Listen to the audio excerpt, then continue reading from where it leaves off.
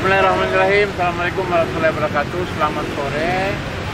Saya Muslim Arbi, aktivis dan pemerhati masalah-masalah sosial.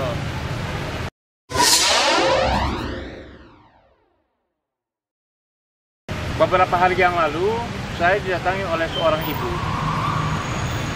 Ibu ini sering menyimak video YouTube saya. Lalu kemudian beliau menemukan nomor kontak saya dan saya dihubungi.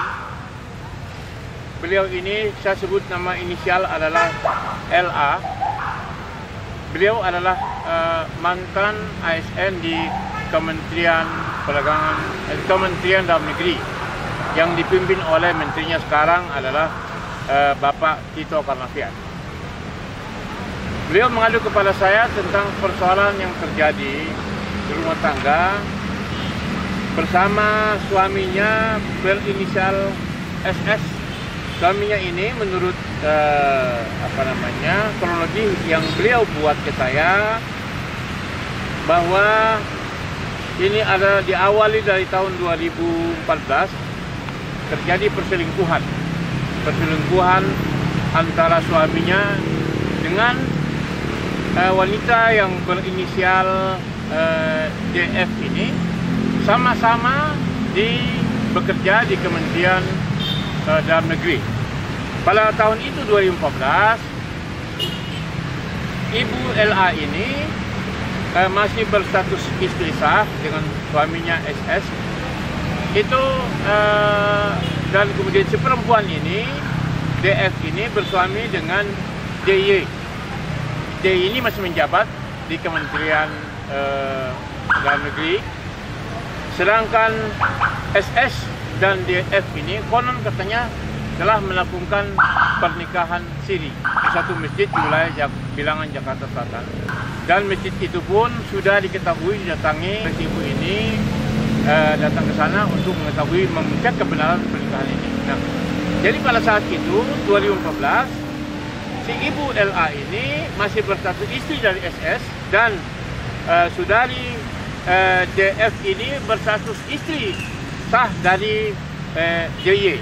Nah, lalu 2015 si ibu ini menegur suaminya SS agar menghentikan hubungan itu karena si ibu ini mengatakan bahwa saya dengan suami kami dalam hubungan rumah tangga yang sakinah, yang baik, tentram, meskipun keadaan ekonomi agak pas-pasan. Nah, jadi sehingga dengan demikian si suaminya ini SS berjanji akan mengakhiri hubungan itu. Nah, tapi kemudian pada tahun 2016 si ibu ini mendapatkan WA dari DH, si perempuan yang dianggap sebagai kalau istilah sekarang pelakor ya, barang seperti itu bahwa tidak akan memutuskan hubungan dengan suaminya itu. Lalu kemudian pada tahun 2017 mereka ketemu bertiga dan suaminya ini SS berjanji untuk menjauhi istrinya itu. Nah, tapi ditolak oleh si DF ini kalau mengatakan bahwa saya sudah terlanjur cinta dan sebagainya kepada SS ini.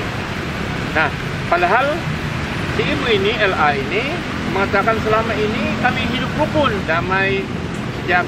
Tapi kemudian muncul DF ini rumah tergoncang. Ya. Lalu kemudian mereka berjalan hubungan terus, ya layaknya suami istri itu. Dan si ibu ini memiliki bukti-bukti berupa chatting dan foto-foto. Nah, lalu kemudian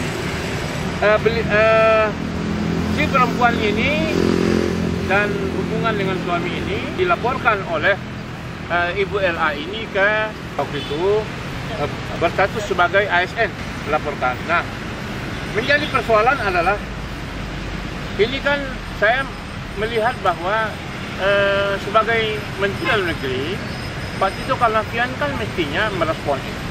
Saya tidak tahu apakah laporan ini sampai atau tidak ke beliau, tetapi kemudian seolah-olah menurut pengakuan Ibu LA ke saya bahwa staf-staf di Pak Tito itu malah seolah-olah melindungi perbuatan suaminya dan si wanita tersebut yang sekarang ini masih konon katanya sudah mendapat sanksi non-job. Nah, suaminya si wanita tersebut, DF ini, masih menjabat di Kementerian Dalam Negeri. Nah, jadi melihat hal seperti ini, saya sebagai pemerhati sosial sangat prihatin, sangat menyayangkan bagaimana sebuah kementerian yang sekarang ini membawahi begitu banyak ASN, lalu kemudian ada hal seperti ini tidak bisa diatasi. Nah, jadi ini kan menjadi pertanyaan, loh, kok bisa begitu? Kan di situ ada inspektorat, di situ ada menteri dan lain sebagainya. Lalu beliau sudah melaporkan ini, tetapi ternyata sampai beliau pensiun, itu ternyata kasus ini tidak bisa terselesaikan. Makanya dalam hal ini Ibu LA ini menuntut keadilan, meminta respon dari Menteri Dalam Negeri Tito Karnavian untuk mengusut dua pegawainya ini. Boleh kalau misalnya Ibu ini akan siap untuk dipanggil ulang, bila perlu bertemu dengan Tito untuk menyampaikan langsung masalah ini agar supaya diusut tuntas.